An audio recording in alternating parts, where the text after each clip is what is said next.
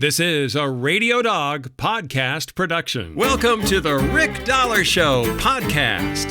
Here's a guy who thought those voices in his head sounded familiar. Your host, Rick Dollar.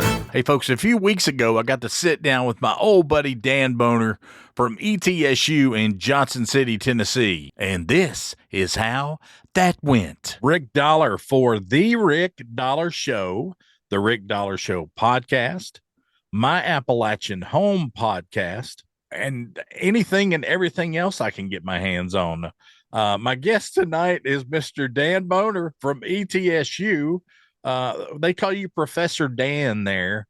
Do I have to call you Professor? Oh, you can call me whatever. I could just call you Gilligan, though, couldn't I? Becky Buller started calling me Professor Dan when I played with her. I was with Becky for about 5 or 6 years, and she gives everybody in the band a nickname, like the bass player Daniel Harden. He's he's called the Hulk. The Hawk. Yeah, they call him the Hawk. Wow. He's a monster, dude. I mean, he's a big dude. He sure is. Yeah. So how's everything been going, Professor? Things are going well, Rick. We were just talking before we started. Yeah. You were up here in the Tri-Cities in East Tennessee and Southwest Virginia for a few years, and then you've moved on out to where you're out hanging out with Randy Wood and those guys. He's a legend in our music. Man, it's just crazy. Some days you can go into Randy's place, dude, and catch him in the middle of a story or something, and you'll think, man, I wish I would have recorded that. So we don't have exact times, but at least once a month I'll go over and sit down with him for a couple of hours and get some good podcast material from him. But he's the man. This dude. One of the first times I met Randy, he was telling me, he goes, "Do you know the difference between a pre-war RB3 and a pre-war RB75?" And I was like, "Well, they're pretty similar, aren't they?" He goes, "Well, the binding is like 64 thousandths thicker on the." I was like, "That's all I need to know, Randy." Yeah, you're over my head now, dude. So he knows the minutia. But the thing is, man, about going to Randy's is you can just be minding your own business, and somebody will come up behind you. I mean, I was in there one day and Steve Earle walked in the door and I was like, wait a minute, that looks like, yeah, that is. And I just left him alone, and him and Randy talked, and then Vince from a couple other bands that are around here locally came in there, and it's just ridiculous sometimes, but it's really cool. And these guys know when they come in there, they can just talk to Randy about guitars or maybe an instrument they want him to build for them. I mean, there's a million different things. It's a safe space, I guess, for more of the upper level echelon, musicians that want to just stop by, Well, I'm sure. That's really cool. You get to hang out with Randy and all the rest of your colleagues out there. Yeah. And the other 5 grandkids I've got too. 5 grandkids, man. So that was the big deal about going down there. I mean, Susan and I were running the roads, constantly. And she just looked at me one day and she's like, well, why are we doing this? I said, well, I don't know why. She said, well, why don't we just move down there? And it's been a really cool thing. It's a good decision. Awesome. I mean, I love how everything's, coming together next year for the 100th anniversary of the 27 sessions in my hometown of Bristol, Tennessee. But it's there's a lot of cool stuff happening there. And but and you walk down the hallway and you see your grandson there that's been with you almost all of his life. Now you figure it out.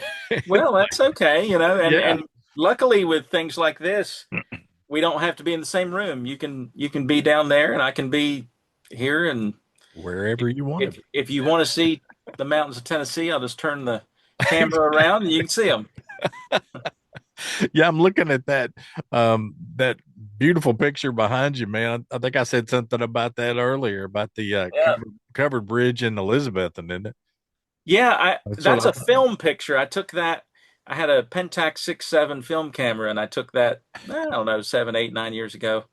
Oh And wow. I was really into doing film photography for a while, and so it was a nice summer day, hot day, and Yeah, man. nice picture of the bridge. I've had a couple of stories come to mind about Slagle's pasture out there, and a lot of really cool stuff happened out there. And that story with me and my grandfather, I've told it a million times, but when you're 8, 9, 10 years old, and you're riding around with him in his truck, and you see this big sign that says Slagle's pasture, you start asking questions, you know, and so my grandfather told me the story, and then just ever so quietly introduced me to Doyle Lawson and Quicksilver. So Oh, cool. yeah. So I mean, what are you gonna do? And you never been the same since. No, sir. Ask Doyle, he'll tell you.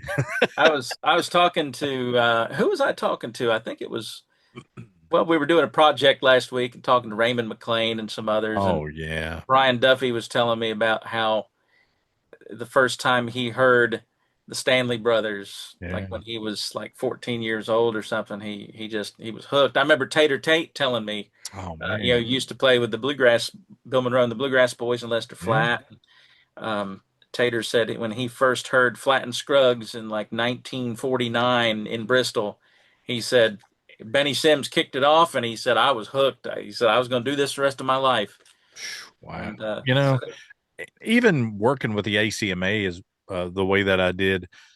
There was always names on the wall, or plaques on the wall, or things on the wall that, and they would be like, "Oh, this is so and so," and I didn't know that name, but as time has gone on, I have realized that there were some, just, I guess you would call them bluegrass royalty, um, in the Tri Cities area.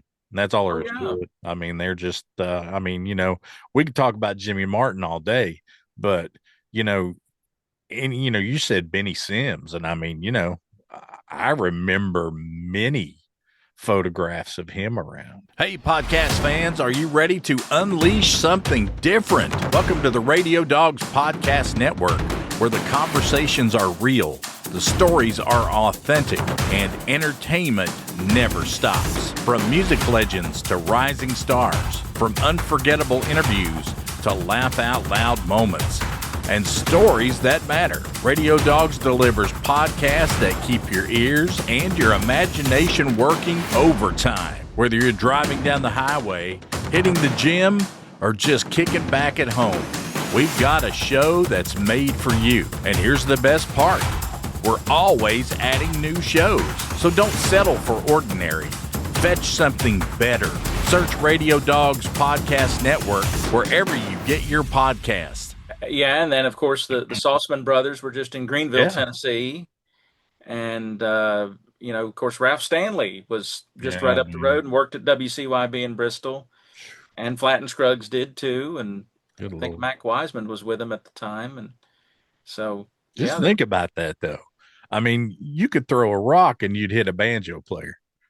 you still can. I know. No, but I've just enjoyed, I guess, learning more and more about this music, and meeting guys like you. It's helped a whole lot. It enriched my life to on the knowledge end of things. And when I called you up, or I think I just sent you an email the other day about coming on the show, I just wanted to kind of get that feeling back again. I mean, there's so much knowledge in what you do and what happens at ETSU. I mean, and now you guys are really putting it on. I mean, what was it?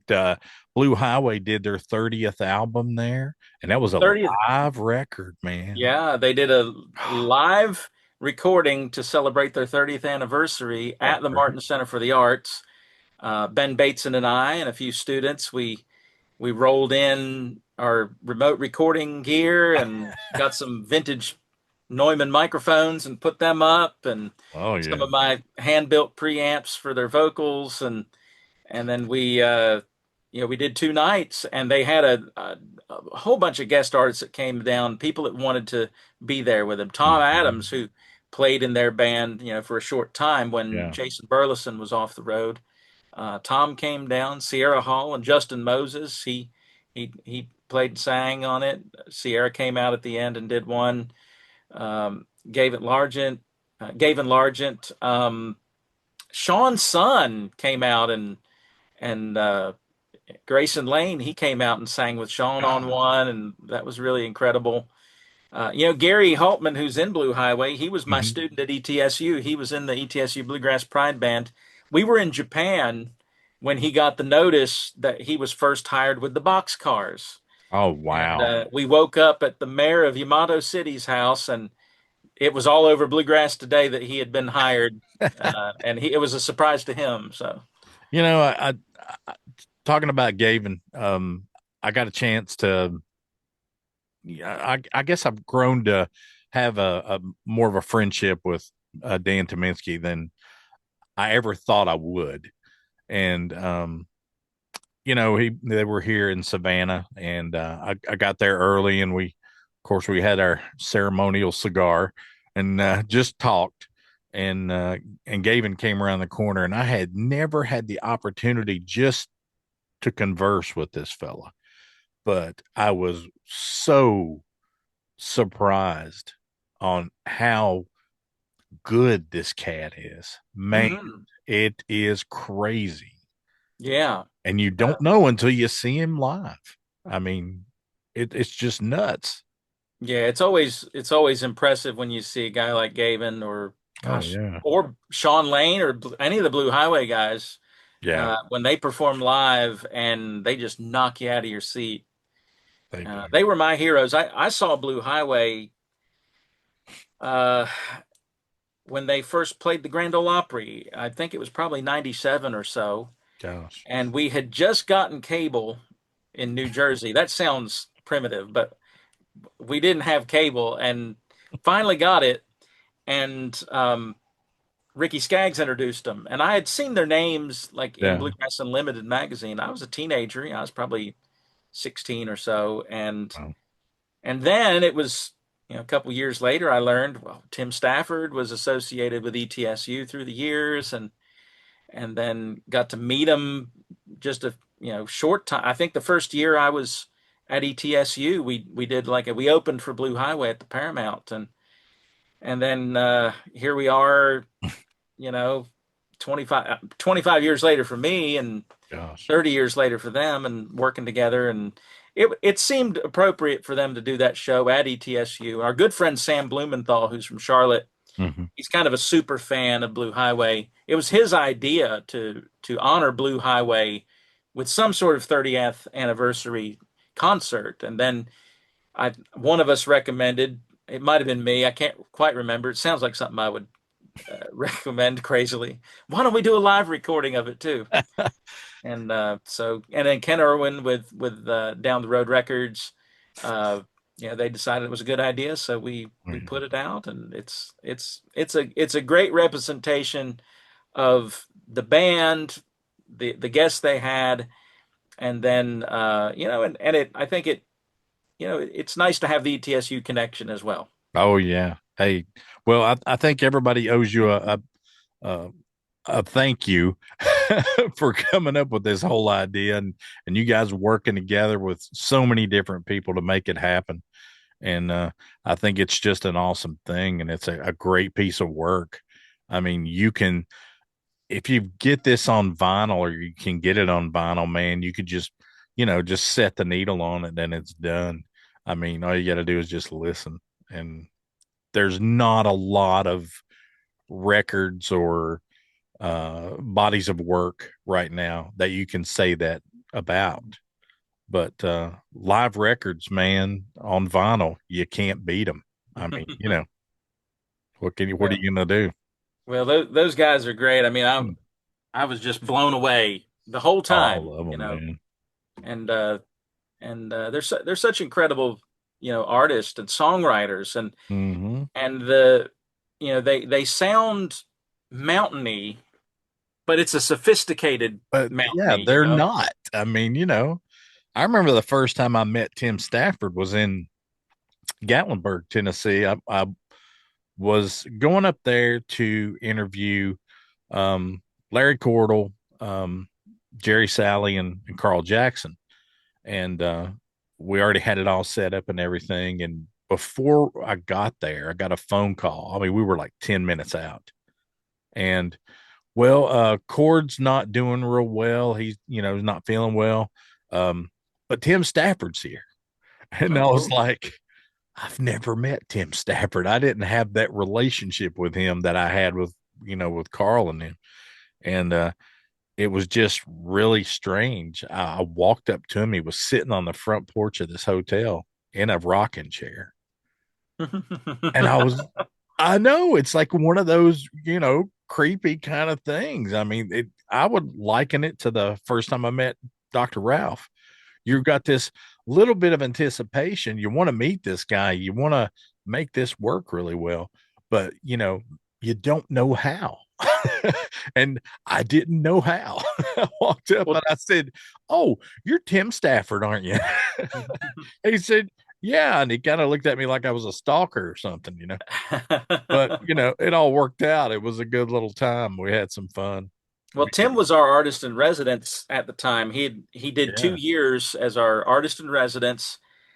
He taught some history type courses and songwriting, had a nice songwriting consortium of students, guitar lessons and bands and things like that, of course, but lent itself. He did a podcast, did our Bluegrass U podcast, and interviewed a lot of great artists. That's We cool. still got a lot in the can we need to get out Yeah. of those.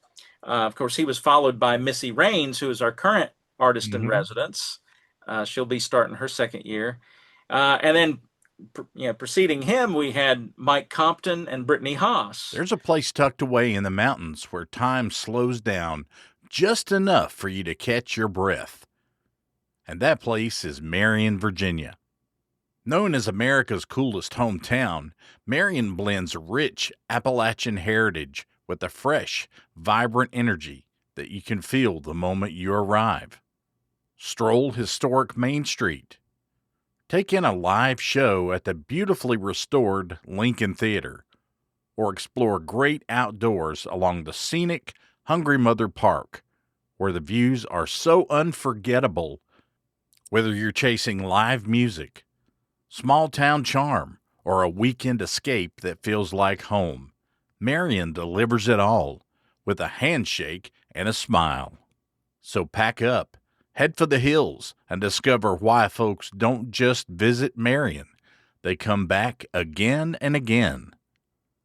Plan your trip today and experience Marion, Virginia, where the mountains meet the music. So we've had a good these artists in residence come in for a year or two, and it really adds to what we offer with our curriculum, because it's so important that students understand the academics of what it is to be at an institution of higher learning, Mm-hmm. and also the practical skills and the real life scenarios that you're going to face as a professional artist, if that's what you want to do. Some people may not want to be touring artists. They may want to work in the music in other ways. Mm-hmm. And so we try to provide some diversity of coursework and diversity of a faculty, to where that if they can't learn it from me, maybe they learn it from Tim Stafford. And if maybe next time when Missy Raines get here, she has a whole nother perspective.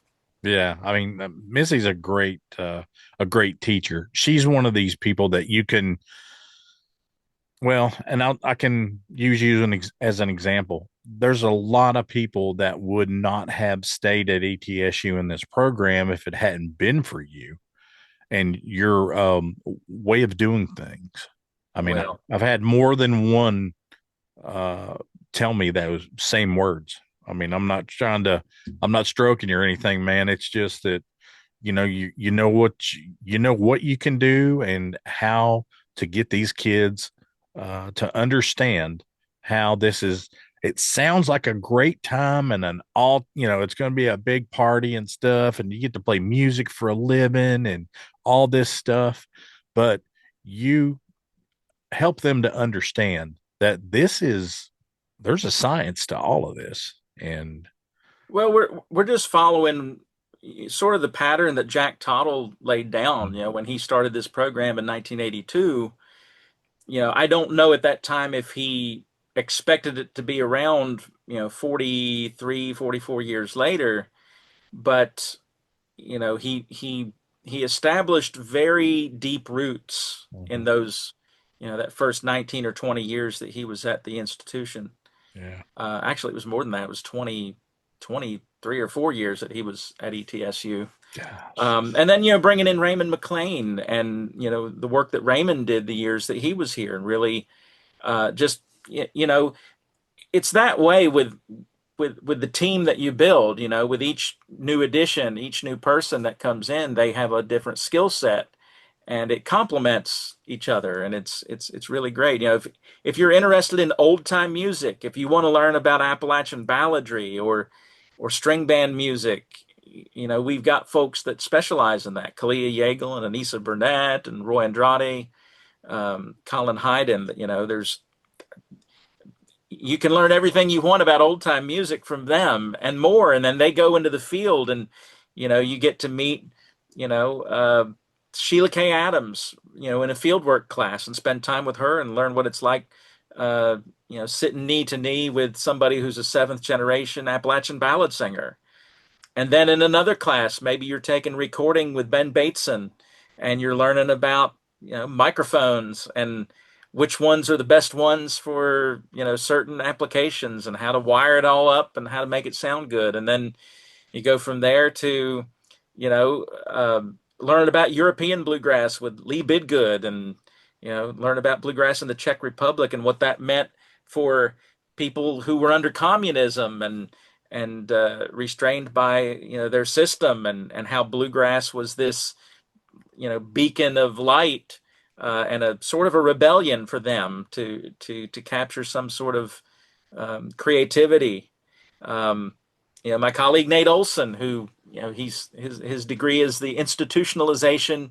His dissertation was the institutionalization of fiddle music, and so he's super interested in how other institutions handle things like teaching music theory or how they handle bringing bluegrass or roots music into academia and preserving its foundation and its core without over classicalizing it.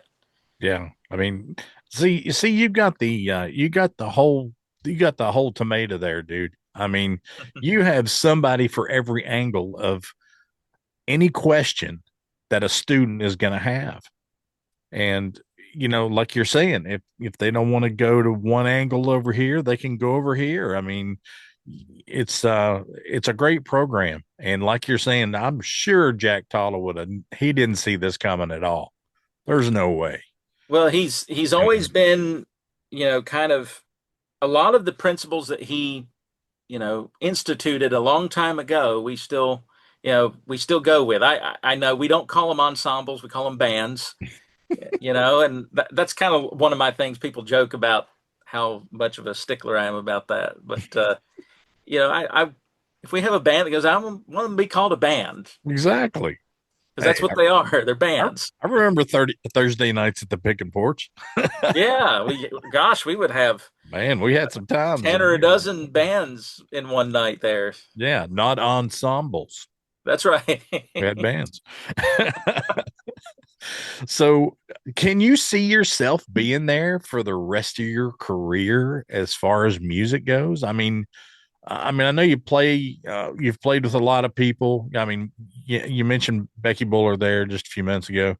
And Becky's just a great, great person. And can you see that happening? Well, I fortunately am tenured and promoted to full professor, so I've kind of gone through all the process to stay here as long as I can. I mean, you never know what the future holds, but as long as the university sees value in what we offer, and I think they do. We have a Oh very yeah. supportive administration.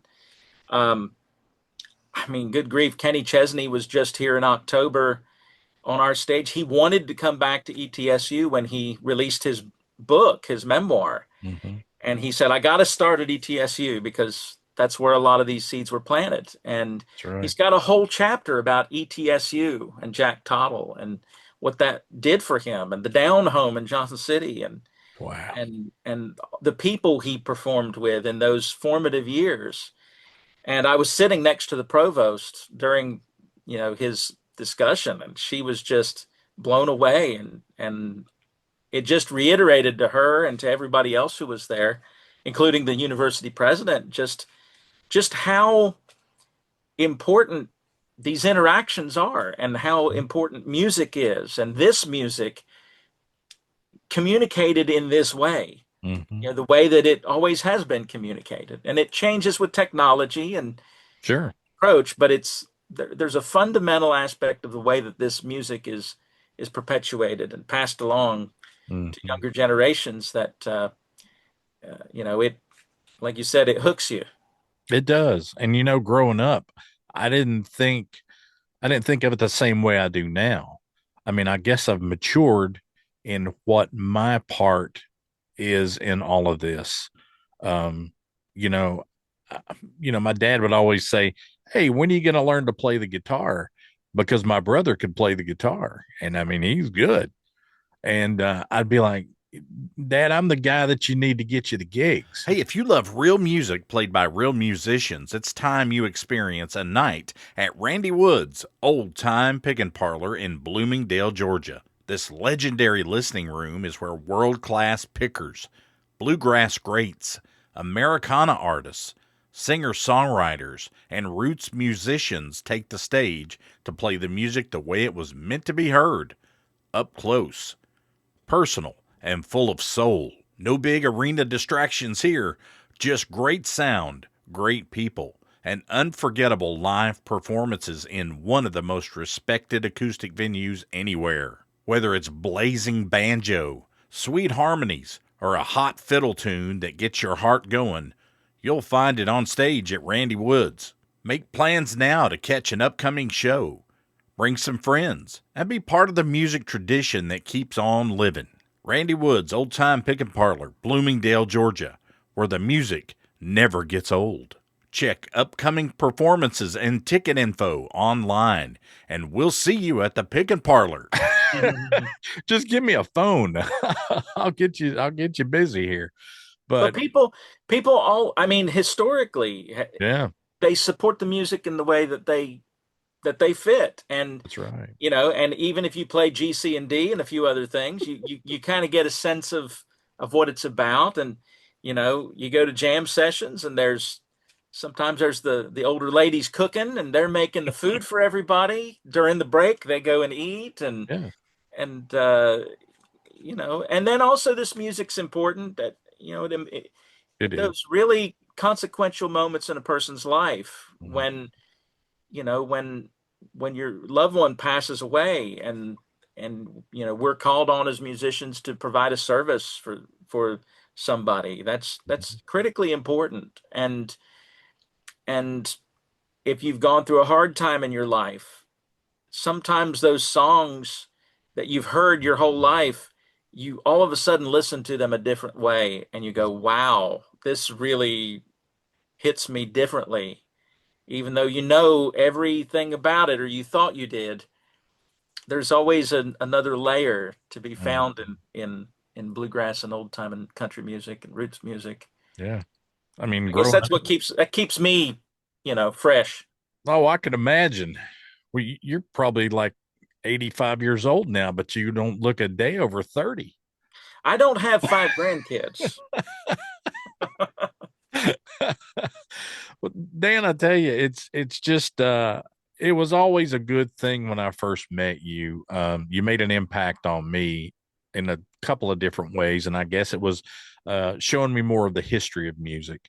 And now I've, you know, made the rest of my life that. I mean, 2 podcasts and, a radio show later, you know, you learn and you say, wow, I'm so glad I met Dan because he showed me things about this music that, my grandfather could only show me so much and my dad could only show me so much. But you kind of educated me about a lot of things in this music and the place for me to put my feet down and say, okay, this is where I need to be and this is what I need to be doing right now. Well, you've got a love for something that's critically important to a lot of people, Well, and I appreciate that. you're providing a way for people to experience music on a deeper level. You're allowing others to have. You're the conduit, right, for people to get what they're what what they want to say, and you can ask them questions about their songs and how they what it means to them when they write a song. Mm-hmm. Um, Tim, if Sean Lane writes the lyrics, "Get the yard cut down and the babies fed," that's there's something to that. Yes, there is. It's rooted in culture that you understand that because of where you're from. Oh, yeah, no doubt about it. Well, Dan, I'm going to tell you something, sir. I want to thank you for being the person that you were when I met you and the person that you still are. You've got a love for this music, a love for the generations that have passed through ETSU and have gone on to do bigger and better things. And just for people that have, wanted to come to school there to learn more about this music. You've been a person that a lot of these younger people looked up to and said, Professor Dan told me this or taught me this, or I learned this at ETSU at the old time, in Bluegrass program. They wouldn't have got that anywhere else. I mean, it's just like I said, it's just meant to be at that time that they were there, and you got to instill something in these people. Well, there are other places that do Oh have this yeah, music in higher ed. I think of Morehead State and yeah. South Plains College, where Alan Mundy taught with Joe Carr so many years. Mm-hmm. At Berkeley, they have a roots music Oh program yeah. there, and in Colorado College.